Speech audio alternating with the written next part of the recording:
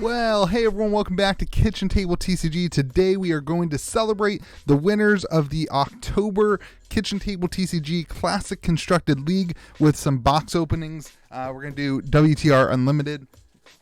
Each contestant gets a pack. It's just a way to, send them the stuff.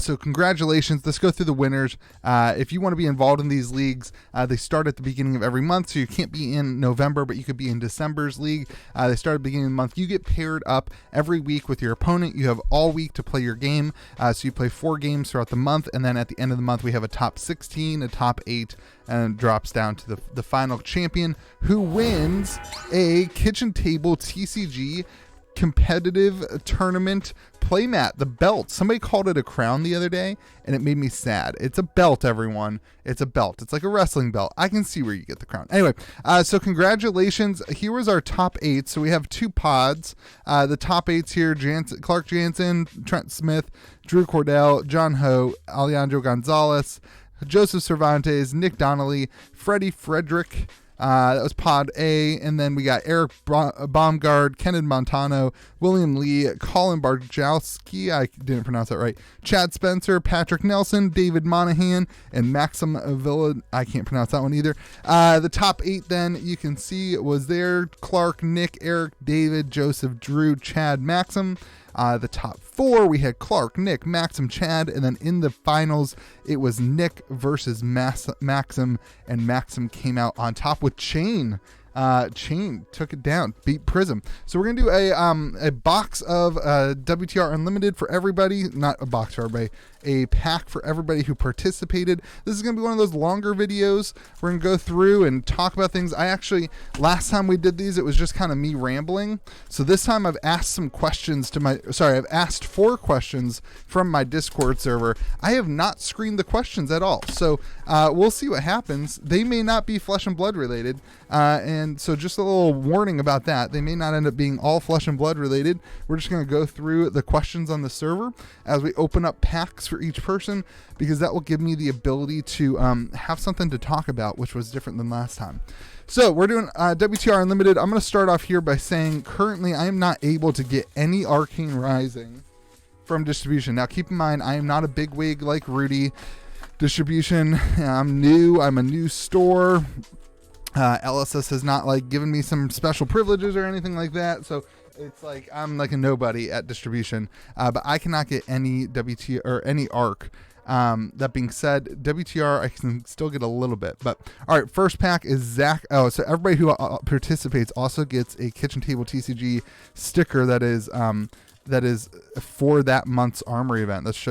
We'll just show you one of them. So this is the sticker for this month. It says Kitchen Table TCG CC League October 2021. Pretty cool. It's cool. I've seen some people send me photos of their binders and stuff like that, and they have all sorts of stickers on them, and it's cool. I think it's a cool way to commemorate that you were involved in the league and had a lot of fun with it. So I want to start off, there's a lot of conversation about ARC. Is it going out of print? I think if that happens, it happens before Christmas.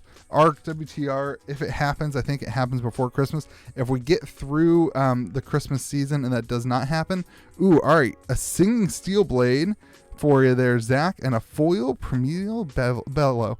I think if it doesn't happen by then maybe it's not going to happen for quite a while. It seems like something that they may do to push the hype going into Christmas season. We'll see. We'll see what happens. That's kind of the big concern of the community. I think Nick, second place person here. Nick played really well. Nick was a lot of fun to watch. There's if I remember, I'll link it in the comment section. There's a live stream of the top 8, and Nick was super funny to watch play. Sigil and a biting blade, Nick. Nothing else. So it was super fun. All right, let's get into some of the questions. Let's just get going. Again, I have not screened these questions. I don't know what people asked about. I'm just going to completely randomly start talking. And we'll go with them. So this is in the Discord server. Ask Louis Vid. Pizza Bird versus Cheyenne. Who wins? All right. If you don't know what the Pizza Bird is Piazza Bird I don't know. Oh, this is for Alejandro. The Pizza Bird is a character in Metazoo. Pizza Bird, I think Cheyenne shapeshifts into something better than Pizza Bird. Cheyenne shapeshifts into like, I don't know, something better. Cheyenne shapeshifts into like Mothman and destroys Pizza Bird, I think. I don't know. Matthew Trina. All right, next question. Pizza Bird versus Cheyenne. Cheyenne can shapeshift, so she's definitely going to beat. All right, here's a good one. I'm working 50 hours a week, slinging cardboard and going to school. I'm burnt out. April, I'm looking to quit my job and focus on school. Should I sell my cardboard?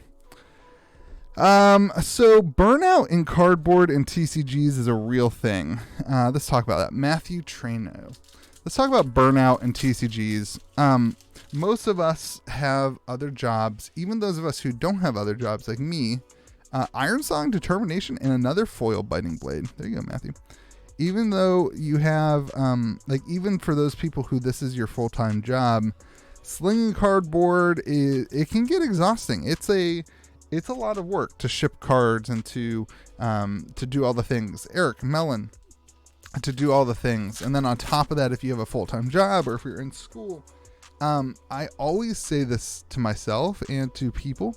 If you're not finding joy in something, nothing for you. If you're like Eric and you got absolutely nothing good in your pack and you're finding no joy, if you're not finding joy in what you're doing, then what's the point in doing it? And now, don't get me wrong. Sometimes the joy of things is like the grind. Joseph Cervantes. Sometimes the joy of things is the grind and like that you have to work hard in life to get places. And sometimes you got to just grit it out so that you can have joy later in life. First off, I'm just a dude who just lives in my house. So like I'm just answering the question because you asked. Joseph, dropped your card. Good thing they weren't worth anything. Yeah, so like, I don't know, like keep that in mind. Just an average dude. But Lee Hun, if you aren't finding joy in the things that you're doing, they're not life-giving to you, then what's the point in doing them? This is...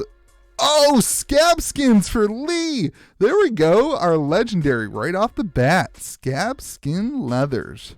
Boom. There you go, Lee. You knew you were going to get something fun. We'll package that up a little bit nicer for you later, Lee. I don't want to take up the time on the video. Congratulations, Lee, on hitting the legendary. David Monahan, you were one pack away, my friend. People say life is short. I actually disagree. I think if you look at life is the... Ooh, Spinal Crush. So they put the Majestic ahead on this Japanese printing. It's interesting. Spinal Crush, that card shot up in price. I think life is the longest thing that you do. So like when people say life is short, find joy in the things that you're doing right now. There's a lot of truth to that. There's a lot of truth to that. Alberto Diaz, but also life is long. And sometimes you have to grit it out right now so that you can have joy later in life. And you can work hard now so that you can, experience things that you wouldn't have gotten to experience had you not worked hard. So I would say if you're thinking about selling your collection, getting out of it, I would always caution you. I've sold my Magic the Gathering collection 8 times now. 4 times. Let's do more. Benjamin, this is you. I've sold my Magic the Gathering collection 4 times. I'm sure at some point in my life I will become interested in Magic the Gathering again and I'll want to buy cards back or whatever. And what I usually try to tell people is the things that you want in the long term, never get rid of. Well, yeah, I don't know. Don't get rid of now. But you can also, the counterpoint to that is you can always get things back. This is just materialistic things. And at the end of the day, I would venture to say that the cardboard in your life is not the things, Zane, this is you. The cards in your life are not the things that actually give you the joy. It's the interactions with people in a community. It's the interactions with what you have. And that's where, if you can just, get rid of it and not have any jealousy about the people who still have it. Yeah, if in this time in your life, there you go, Mugenshi release. If in this time of your life it's just not making sense, then sell your cardboard. But I will also say that sometimes you just got to stick down and grit it out, and you got to figure it out for yourself. And sometimes life is hard, and sometimes it's exhausting. Sometimes, when I was in college, I was running an eBay store, and Trent, this is you. Every single Saturday morning at 7 a.m., Saturday morning as a college kid, I would get up and I would get in my pickup truck and I would drive around to yard sales and to flea markets for like 8 hours. A foil blue sink blow. Not terrible. Not terrible. And, like the point here is like, I was able to pay for 2 semesters of college by selling things on eBay that I bought at yard sales. And like that opened up my door. Like now I have an eBay account that's pretty successful. Derek, let's go. I have an eBay account that's pretty successful. It opened the door to be able to have some other things and to not have college debt. Another Mugenshi release and a Kobe, foil Kobe. And that taught me some work ethic and where I need to be today. And so like it sucked getting up at 7 a.m. every Saturday, but it also allowed me to open doors that were different that I would not have been able to open. So, Clark, this is you. So I would always say to you, like, if it's not giving you joy, then ask, is it going to give me joy in the future? Is this worth investing my time in? And if the answer is no, then move on. And there's no guilt in that. All right, next question. Let's figure it out. Next question. George, when will Mon be 1K? If you were a better YouTuber, do you think it already would be? All right. Thanks, George, for being a jerk on. That's on brand for George, though, huh? Mon at 1K. So Mon obviously took a massive hit over the last couple weeks. Taylor Marcon. Mon took a huge hit with Team Covenant putting up a bunch of boxes at 200 and a bunch of boxes coming in from distribution. A foil breaking scales. There you go. Who's that? Taylor? There you go. Gosh, that card's good. Cold foil, commons from WTR, common equipment. They're so strong. Like, they're so good. So Mon to 1K. Mon took a huge hit. Mon will be 1K if the game's successful. Cody Fuller, one of my favorites. I'm not supposed to play favorites, but Cody is one of my favorites. Mon to 1K. Let's talk. So took a big hit recently. If the game is still successful in 20 years, Monarch's $1,000 box. I don't know how long it takes for Monarch to get there. I don't know if it's in 5 years or 10 years. I know this. Monarch is not $1,000 box anytime in the short-term future. Timothy Tenorio. There's too many boxes. Too many of us have boxes, and there's too many people who would exit at $300 a box or $350 a box or $400 a box. There's too much downwards pressure on Monarch First Edition because of Pounding Gale and a foil Nimbleism. Because of the history of it. It kind of broke people, and too many people are going to want to get out of it in order to. So it's just going to take a lot longer. That being said, it's a great set. Obviously, the heroes are strong. Obviously, the game doesn't rotate. Dallas Benavide. I can't pronounce that. So like Mon will see returns in the future. I just think those returns are going to be much, much slower than anybody anticipated when they bought. And that will force people to have softer hands. I still have all but 2 of the Monarch boxes that I bought with the intention of holding. I ended up using some of them for box openings and stuff like that, just as the channel's gone. Like, I have no intention of selling my Monarch ever, really. Like, the point of me buying Monarch when it was $200, $300, $400. Like, I wasn't even in a store back then, and I was buying Monarch at the pre-order prices that everybody was buying at. And my goal was never to short-term flip. My goal was always to keep long-term, and nothing's changed just because the market's soft right now. Staunch response and a scour the battlescape. The play was always hold to the end, and nothing's changed. So the key is I didn't overcommit. I didn't extend myself to a point where like it was affecting my family or stuff like that. So Tracy Reeves, another great one. You guys are all great. I don't know why. I'm not picking favorites. It's just fun to open up packs for so many people. Flock the Featherwalkers. So eventually Monarch will see returns and gains as long as the game is still successful. As long as long-term the game is still here. People are comparing it to like, what's the Magic Sage? Ice Age and Fallen Empires. I don't think it's going to end up being that bad, honestly. But I do think it's going to be Andrew Vanderleest, not my favorite. Opposite of my favorite. Joking, Andrew. Andrew runs the whole server, man. The whole Discord server. He had the Pizza Bird comment. Blessing and an iron rot legs. So long term, Monarch's going to be okay. I think the print run's probably smaller than those other games. Yeah. All right. Speaking of Andrew, Ice9, when our Metazoo NFTs get us into exclusive black tie parties, will you be ditching your friends for the event too, just like in Orlando?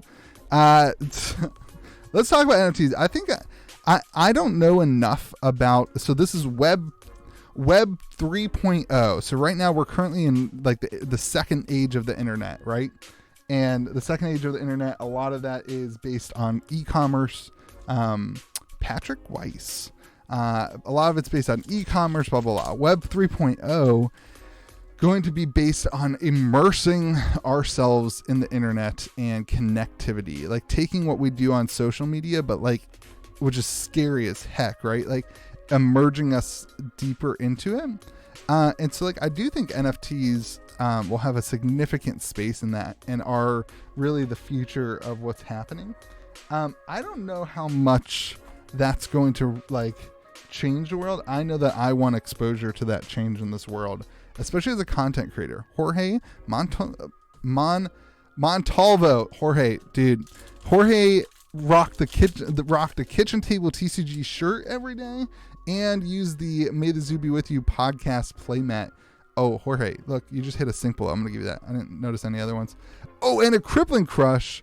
Okay, so like the Majestic is not in the front here. This printing is weird. This print run's a weird one, man.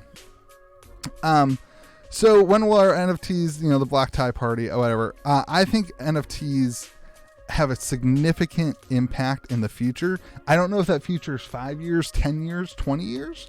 I don't know if that future is next year. Maxim, the winner. But I do know that they do hold a future in trading card game space. And I think that it's really cool to see companies who are going ahead and hopping into that. I really like that Metazoo is doing that.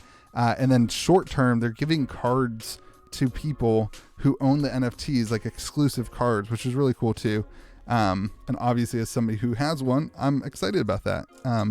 And I'm super excited about that. I don't think that's something that Flesh and Blood should do though. I think it's a different dynamic. I think it's a completely different game. So why does the UK have their own version of Fab rules? All right, let's talk about the UK thing. I haven't made a video about this, and I'm not going to. I'm not the competitive voice, and I should not be the competitive voice. When Dustblade got banned, I was frustrated more about the announcement when they said that they didn't playtest. I didn't really complain about the Seeds ban. The Seeds ban didn't really get me. So like, I'm not like the competitive voice. I care more about like the community as a whole. That's kind of my thing. Tyler Broughton, speaking of competitive voices, Tyler, good luck today down at the Nationals. I thought that the announcement was pretty good. I mean, I thought like, I don't know. It's hard because we all see the calling as this like super competitive thing, or at least that's what I see it. And maybe that's not how they see it. It's just like a weird thing. Forge for War, there's a hot card right now. So like, I don't know, like the UK thing, here's the biggest thing. All the judges right now are still learning the game. The game's still super young. It's in its infancy. And like all the judges are still learning how to play too. And like, Michael Olmstead, there, and new set came. I don't know, like it's really hard to walk back a game and take a belt away from somebody. I wish that it all got caught there, and that would have been obviously the best scenario.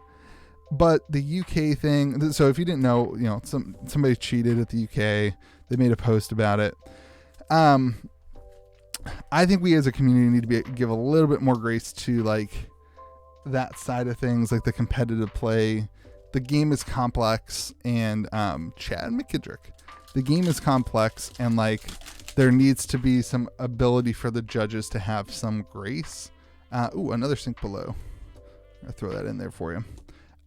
Anyway, I don't know. I don't love that the response was like, hey, like if you miss things, it's okay to kind of take it back. Like it was kind of a weird explanation. It did leave some gray area, and I don't love gray area in the rules.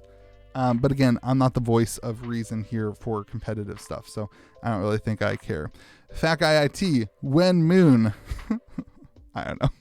For what? Like, what are you talking about? You brought up a great point in the video today that this is very much a player's market. First edition versus unlimited doesn't matter for most cards, excluding cold foils, and the single sales are driven by players looking for the cheapest cards in the meta for their hero.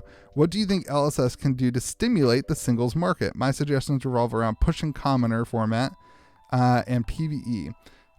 Hashtag Mondo1K, hashtag Coax a Commotion, hashtag PvE best format.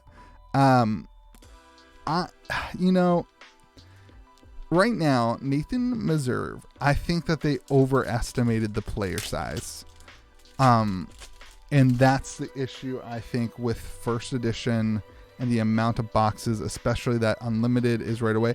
Ooh, a foil red Kobe. And a super rare, probably better. I think the biggest issue is that they overprinted first edition when you take in consideration unlimited. I think they got to figure out what they want first edition to be. If first edition Leaf, if first edition is there to reward the players who were around during that season. So like, let's use Tales of Aria. If the idea is like, hey, we want to reward those players who were involved with our game during Tales of Aria so they get first edition, then I think they need to just keep the print of first edition up. They need to make it readily available. They need to handle their Channel Fireball contract better and make boxes accessible at MSRP on release week, not, undercut in the market 2 weeks later or a month later. Jordan Robson. So I think they need to figure out what they want. If they want first edition to be exclusive and rare and expensive, then they need to release first edition and unlimited at the exact same time and like quarter the number of first edition boxes. Like first edition needs to be significantly more rare. Now, like, I don't love that. Like, that's not my favorite thing. I just think that the unlimited isn't working right now so close to release with the print run size of these other sets. Now, what are some other things they can do? Drew Cordell, what are some other things they can do?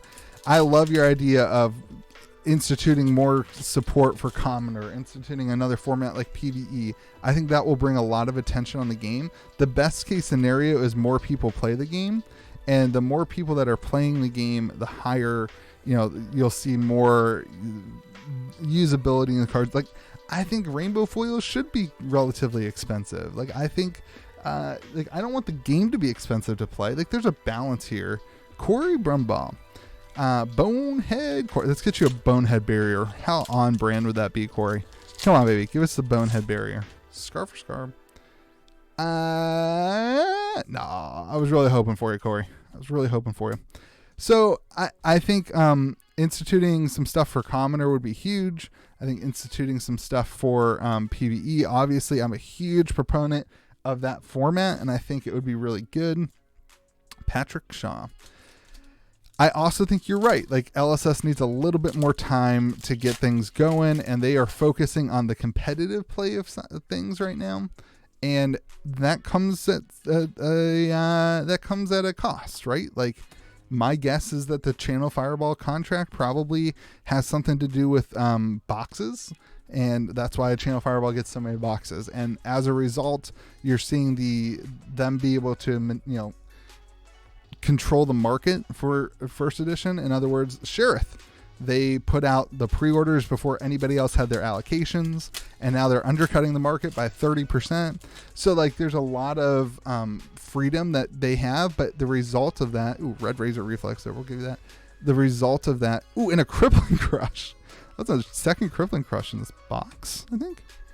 The result of that is that the secondary market suffers because like there's not there's not fair competition. But the pro of that is that now you have Channel Fireball running your competitive event. So there's a weight distribution here, and I think that's important. I do think more time is probably needed, and I do think that PvE will help a ton. And that kind of support to LGSs. DM Armada, what is your favorite TCG mechanic, and why are you drawn to it? He really likes games that allow for simultaneous play, fab attacking and blocking, simultaneous reveal of cards in other games, because it keeps players from checking out and keeps them talking. I am a huge fan, kind of what you're saying. I'll give you an answer that's very similar to yours, and then I'll give you a different answer. I'm a huge fan of interaction between players. This is why, Kyle, here we go. Fabled Collections. This is why I was such a huge fan of Pauper in Magic the Gathering. Like, Pauper is my favorite format in Magic the Gathering, because of the interaction that you have with your opponent. And that's super fun. And that's what led me to really love Flesh and Blood, was that, like, every turn you're doing something, you're interacting. That's why I really like Oldhim. You're interacting with the opponent's hand. Joseph Minifo. So, like, that's super fun. I think that's really important for card games. Other mechanics I really like, this is, I guess, kind of the opposite. Another Singing Steelblade. Lots of duplication in these two boxes. I really like combos. I don't particularly like playing combos, but when games have some sort of combo-y, like, like kind of like the ninja stuff in Flesh and Blood, but really like ability to break the game by doing something really difficult. Chad Spencer. Doing something really difficult. Now, the problem is that, like, Magic the Gathering makes it too easy sometimes. And it becomes the kind of go-to deck. I like this more in, like, Commander or, like, fun formats. Like, I would love to see some stuff in PvE or some stuff in Ultimate Pit Fight, where you can kind of open up the game a little bit to be a little bit more big turn-based, and really, really have this, like, super impressive turn that, like, shocks your opponents. Like, I think that's a lot of fun at those less competitive levels. Now, at the competitive level, I don't think you want that, and that's why I'm a huge proponent of separating PvE from the regular game. That's like why I like the idea of, like, a villain deck, right? Where, like, you can separate the cards, where, like, you have cards that aren't legal in regular gameplay, but they're only legal in PvE.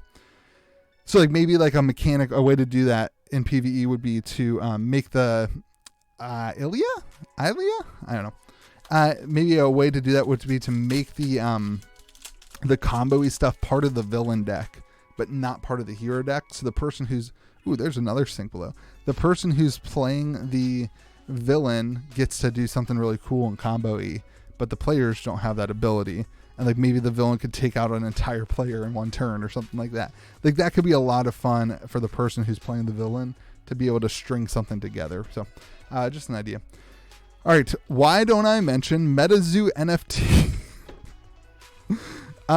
Okay, we'll talk about Metazoo NFTs. Eric Baumgart. Again, I kind of already hit it on NFTs. I don't know what the future of NFTs is, and that's why I don't hit on it a ton.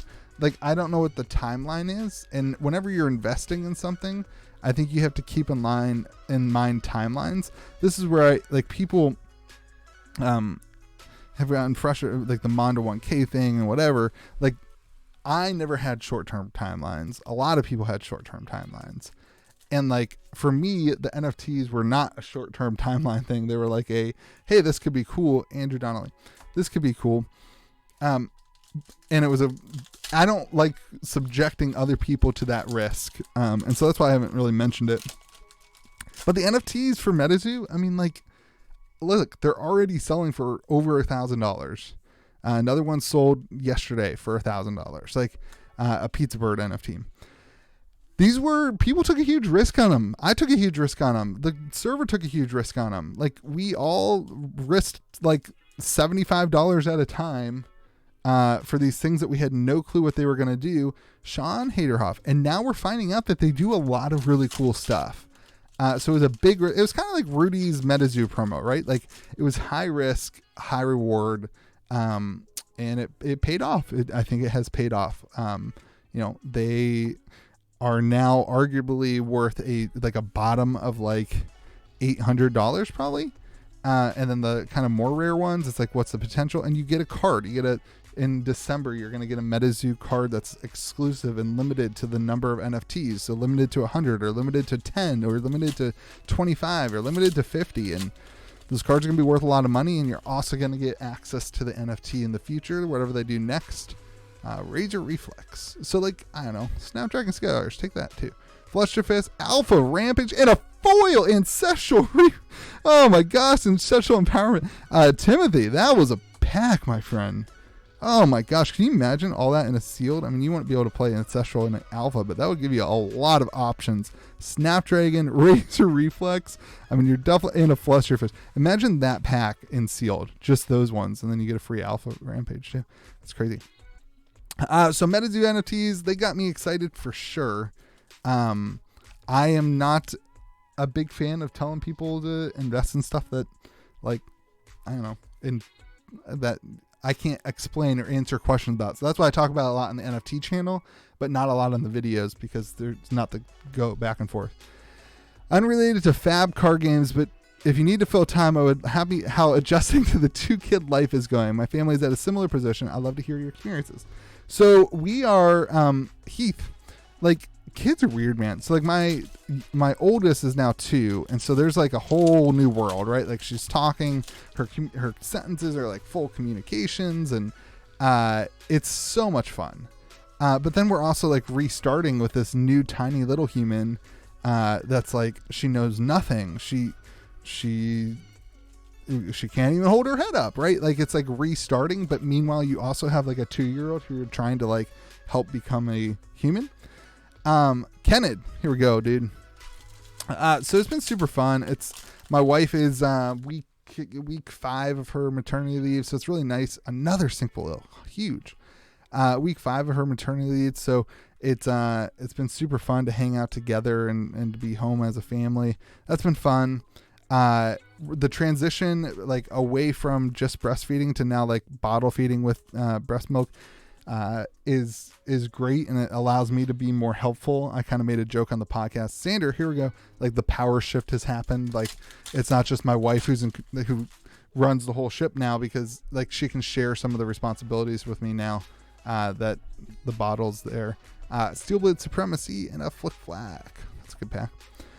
So it's going good. It's exhausting. We're also transitioning, like still like I am now self-employed. I now own a business. I now run a YouTube channel. I now have lots of responsibilities to a community. John Ho. So like we're figuring out what that looks like, and I'm not good at it. Like I am flying at the edge of my seeds. I don't know, that wasn't a word. I'm flying by the seat of my pants is what I think I was trying to say. I'm just trying to make it up as I go and have fun, but also like be respectful to the content and try to push this channel as honestly and as greatly and as big as I can get it, but also not forget who I am and what my roots are, and also leave time for family too. Like Matthew Boracious. It's good. It's exhausting. I would not say that I've got it figured out yet. And I hear that you never get it figured out, and I'm okay with that. Mugenshi release and a foil Iron Song response. I'm okay with not having it figured out. Sometimes the journey is worth more than the destination, or something like that you read on a billboard. But really, like sometimes you just got to enjoy the journey and enjoy figuring it out. All right, we got like 6 packs left. Enjoy figuring it out, and I'm doing that. How did I get started making content? Opening a brick and mortar? Being a rad dude? I want the Louis origin stories.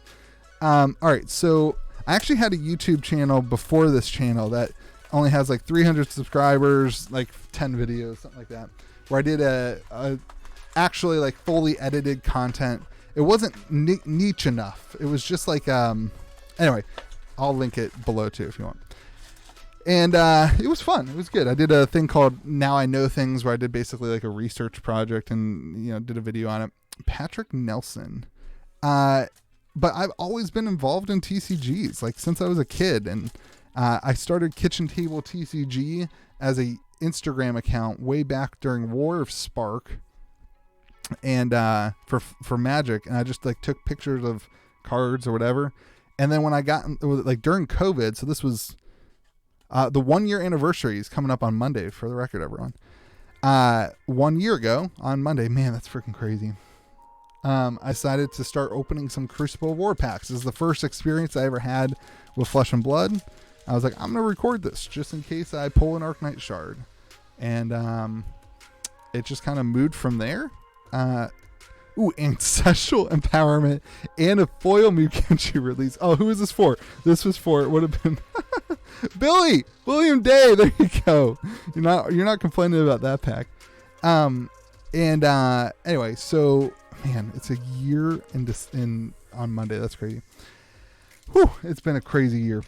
That just hit me. Tanner, here we go. So I just started making content, and it never had any goals with it until it kind of started going, and I started realizing that people kind of liked what I was doing, and it turned out to be something that was able to get some following and start the Patreon, and people wanted to support it, and so then I was able to go full time with it. And at that point, I live in West Virginia, so starting a store it's a double-edged sword. Like, you have less people in West Virginia, but also your rent is cheaper. So I was able to start a store, and being a content creator has its perks. So I can have a way to move some product that's not just locally. So it all kind of fell together, honestly. Like it all just kind of fell together. So the store, that was Colin, sorry. The store was never part of the plan when I started the channel, but kind of just made sense. And so now, like, the next step is like growing the local scene, growing the local store, growing it all. It's just kind of like a whole thing that I'm trying to figure out. So Ryan Mathewson, the origin story, if you go watch Hometown TCG interviewed me the other day, there's a great kind of longer story there about the whole thing. I'll let them get some of the views. If you're really interested in watching that, go to Hometown TCG on YouTube and watch their video where they interviewed me. Give them some views. Those guys are good dudes. Really, really strong, good dudes. All right, Ryan. All right, last question, and then we'll be done with this. Sorry for those of you who I didn't get to. If I had $100, $500, $1,000, $5,000 to invest in cardboard now, had no such current investment at all in cardboard, what would I buy? Joseph Ganoli. I'm going to break this up into what game do you believe in? Joseph, if you, I think you got to ask yourself the question, like, where do you feel like you're putting your belief in? Do you want something that's safe? Another simple, just buy packs and get the $2 simple lows. That's what I would do. And a crushed confidence. If you want something safe that, is always going to be safe, but have not significant returns, very slow returns, Magic the Gathering Reserve List. If you have no exposure to that, if you want something really, really safe, that's the answer. If you want something that will have potential bigger returns, John Julian, then you need to be looking at some of these new card games. I really believe that we are in a different world where, like, right now is going to be the future of TCGs. And some of these new games, Snapdragon, have so much potential. Refraction Vultures. And so then it's just like, find the one that you love. Find, like, for me, it's Flesh and Blood, and to extent Metazoo too. Like, I don't do a ton of investing, but like I do, things that from the store. So I would find what you believe in and pop into that. If you were doing Flesh and Blood, Freddie, here we go. If you're doing Flesh and Blood and you're looking for $500, I think WTR Cold Foil Commons are WTR, Arc, and Crew seem to be the best place to put your money in Flesh and Blood. So Foil Kobe, I would say, and especially that the market has flatlined now, we've gone up, and you've seen like probably the potential short-term gain, like the potential short-term tops. But what you've also seen is the flatline now that we're at. So I would say that right now, Joshua Deet's last pack, WTR, Arc, Cold Foils, and Sealed Boxes. Crucible, I still think Crucible is undervalued short term. But long term, your money in WTR, Arcane Rising is going to be, and Crucible is going to be really, really great. I think if you don't have exposure to that yet, do that. If you've got $1,000, I think you're looking at a Crucible box. If you have $500, I think you're looking at trying to pick up a couple of WTR Cold Foils or Cold Foil Commons. If you have $5,000, probably 2 or 3 legendaries, maybe an alpha box. The other side of that is if you like the idea of like I think where I think like Flesh and Blood is competing with Magic the Gathering, like for the future, like the stock in the future. I think Metazoo is competing with Pokemon. So pick one of those two avenues, split them, pick one, whatever. I think the first edition Metazoo stuff, there's a lot of potential. I think sealed, that's probably over your budget, but Kickstarter, that kind of thing. I think you got to really think through what do you find joy in. I always come back to this, and we'll end this like this. I always come back to what do you find joy in? What is, if everything goes to zero for me, like if all the stuff in the background, if all like this is vintage Star Wars action figures, I spent money on them. They're worth more than I paid for them. Same with Metazoo, same with Flesh and Blood, same with the graded Pokemon cards. Like, they're worth more than I paid for them, but if they go to zero, I love the product. I love it. It's not a financial investment as much as it's like I want to own it. Like, I love it. And like at some point, if I need money, I'll sell it because like I don't love it more than I love my family. I don't love it more than I love the idea of helping my family grow in a house or whatever. But like, if it goes to zero, I'm okay with it. And that's why you don't overextend. So find what you love and find what gives you joy and put your money in that, because if it gives you joy, the chances are it gives somebody else joy. And if it gives somebody else joy, then it gives somebody else joy. And it just this constant influx of people into the community. And so that's why I think like you got to find the thing that gives you joy. Put your money there. That way, if it goes to zero, you still have a tangible item that you hold and you love. This is the argument against NFTs, right? Like there's not a tangible item. That's why I love that Metazoo has the tangibleness to their NFTs. They're giving you a card too. So I would say think about that. If you want to put it in Flesh and Blood, I think your best bet is WTR, Arc, or Crew. Crucible Rare cold foils, seem like a opportunity. Majestic. I mean, there's cold foils, a sealed product from the first 3 sets for Fab for sure. Hey, if you're looking for a place to play, patreon.com/KitchenTableTCG. We do have the monthly Armory, the weekly Armory events. We have 3 Armory events a week at different time zones for you to play.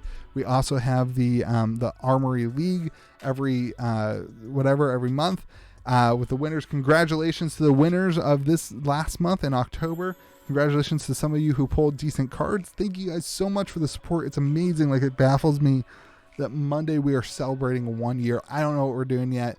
Man, I'm just like completely in shock and humbled to be able to produce content for you guys for a whole year. It's been really exciting. Hope you have a great day. Remember to be kind to the people around you, and thank you so much for watching these videos.